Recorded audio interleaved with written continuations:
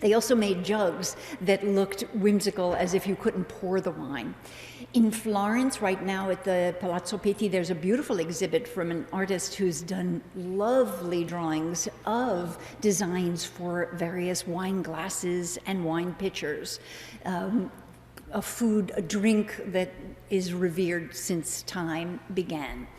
Italy has 20 regions, as you know, and I give a lecture on each region. It's called Undiscovered Italy. I do it here at the Smithsonian and other cities, so I can easily talk about just one region for the whole time that we have.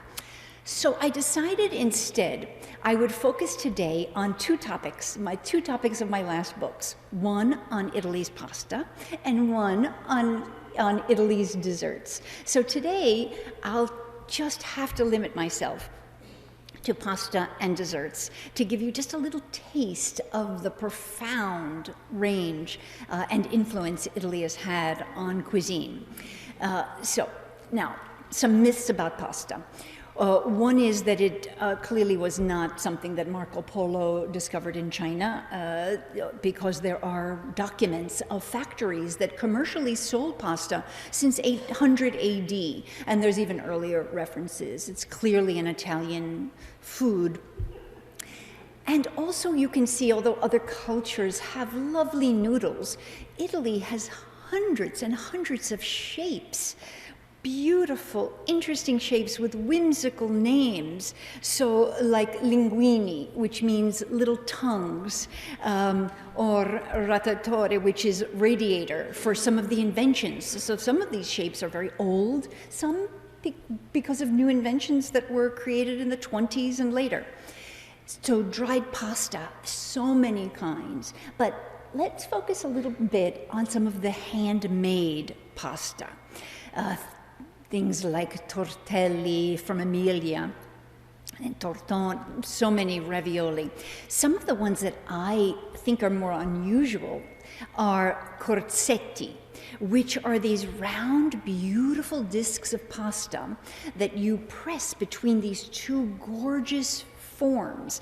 And they are delicious because it has a wonderful texture on both sides, so it absorbs the sauces, and also the stamps are so beautiful. From the same region, Liguria, but also parts of northern Tuscany, there's testaroli. Now, testaroli is a kind of pancake pasta, if you will, made on a testo, this big terracotta form, and there's a sagra. In fact, there's a sagra for every food. So, but there's a lovely sagra for testaroli, and then this big pancake is then cut into little rhomboid shapes that is then tossed with whatever sauce you like.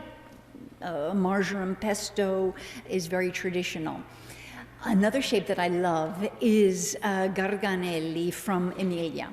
It has, you make this beautiful little square of dough, you wrap it around the rod, and then you press it against this form that's called a petina, a comb, to make ridges. And what I love is the kind of dog ate my homework story of the origin of this pasta. The idea is that a poor woman, a farmer, was making tortelli, the typical pasta from the area, because her husband was bringing home his boss. But as she turned to take care of her baby, the cat ate the ricotta filling. She had no more. He was coming very soon, so she wanted to improvise. So she had to just make the little squares more interesting since there would be no filling. And so she created this interesting, ridged, beautiful pasta. Another pasta so tiny, cazzetti d'angelo from Abruzzo, teeny weeny little nibs of pasta, which is often served with piselle and prosciutto, peas and prosciutto. And cazzetti d'angelo is a private part of the angel.